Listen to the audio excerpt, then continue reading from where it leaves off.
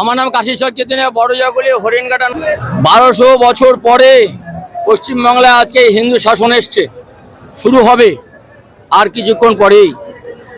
তাই ভগবান রামচন্দ্র যেভাবে ভারতবর্ষের রামরাজ্য তো প্রতিষ্ঠা করতে সুশৃঙ্খল এবং ধর্মের প্রতিষ্ঠা করেছিল, অসুর নাশ করেছিল, রাবণ বধ করেছিল, সেইভাবে জনকল্যাণের জন্য, জনসাধারণের কল্যাণের জন্য ভারতীয় জনতা পার্টি আগামী সুশাসন দেবে।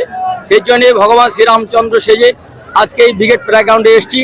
এবং এর আগে মোদিজি এসেছিলেন, আমিও এসেছিলাম রাম সেজে। আমাদেরও বক্তব্য ছিল রামরাজ্যত্ব প্রতিষ্ঠা হবে আগামীতে, তাই রাম সেজে এসেছি।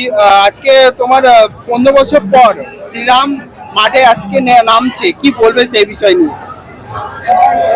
সোনার বাংলা গঠন হবে, অরাজকতা নাশ হবে, সৃষ্টির পালন হবে, সন্ত্রাসের নাশ হবে।